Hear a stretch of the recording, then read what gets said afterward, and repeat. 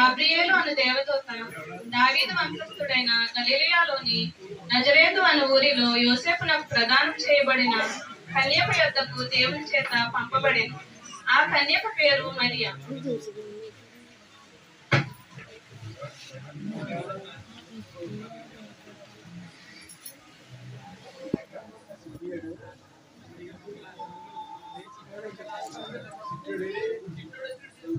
దయాప్రాప్తురాలా, నీకు శుభము, ప్రభువు నీకు తోడైయుండును.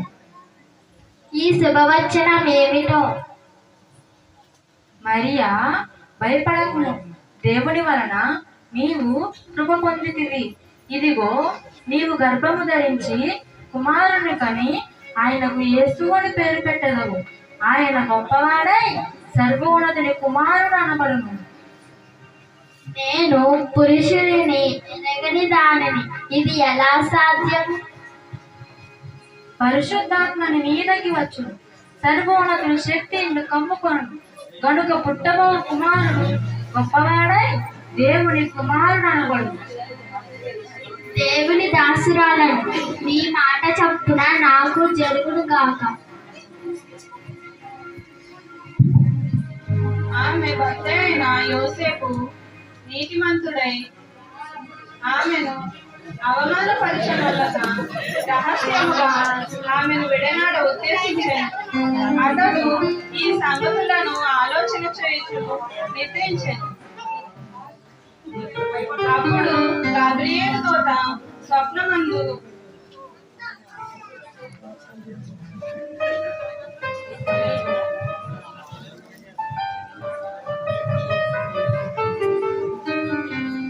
దావీదు కుమారుడైన యోసేపు, నీ భార్య అయిన మరియాను చేర్చుకోవటకు భయపడకుము. ఆమె గర్భవతి అయి కుమారుని కన్నెను.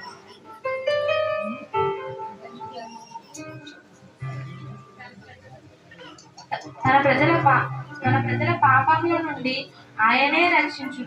గనుక పుట్టబో కుమారుని పేరు యేసు అని పేరు పెట్టదవు. యోసేపు నిద్ర మేల్కొని ప్రభువు దూత తనకు ఆజ్ఞాపించిన దాని ప్రకారం చేసి తన భార్యను చేర్చుకొనెను.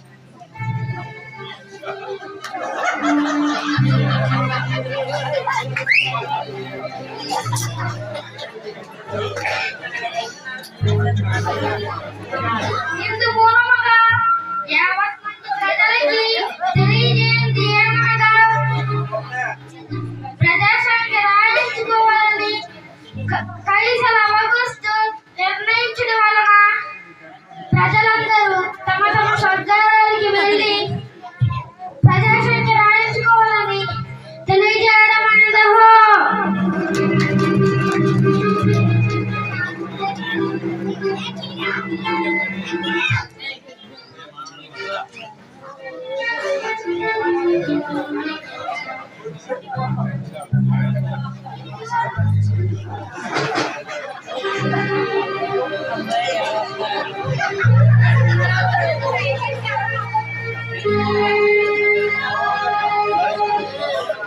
యోసేపు దావీదు వంశంలోను గోత్రంలోను పుట్టినవాడు కనుక తనకు భార్యగా ప్రదానం చేయబడి గర్భము దాల్చిన మరియతో కూడా ఆ సంఖ్యలో రాయబడుటకు యూదయలోని బెత్లెహేము అను ఊరికి వెళ్ళాడు.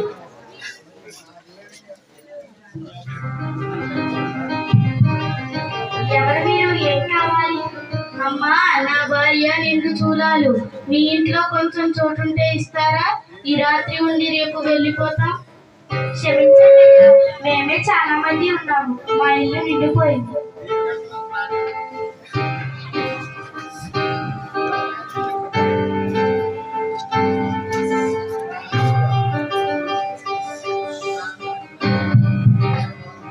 ఎవరు మీరు? ఏం కావాలి?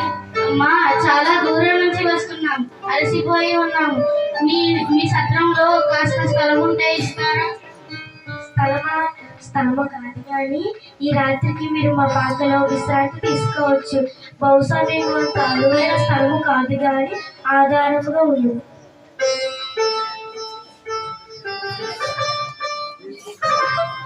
రాజైన హేరోదు దినములలో యోధా దేశం బెత్లెహేములో యేసు పుట్టిన పిమ్మట ఇదిగో తూర్పు దేశ జ్ఞానులు యెరూషలేమునకు వచ్చిరి.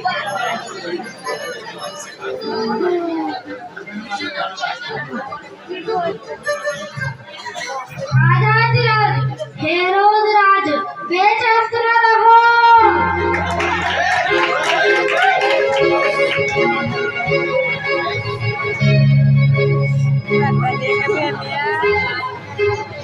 అబ్బాయి అమ్మలు వచ్చారు. వారిని ప్రవేశపెట్టు.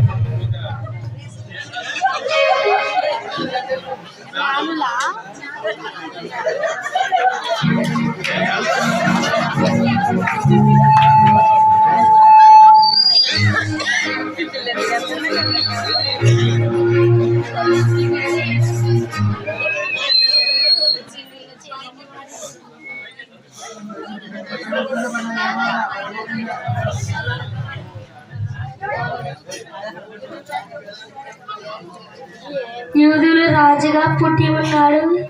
ఎక్కడున్నాడు? తూర్పు దిక్కున మేము ఆ నక్షత్రమును చూసి ఆయనను పూజింపవచ్చింది. దయచేసి నాకు తెలియజేయండి. భటులారా, పండితులను శాస్త్రులను ప్రవేశపెట్టుడి. ఆజ్ఞ ప్రభు.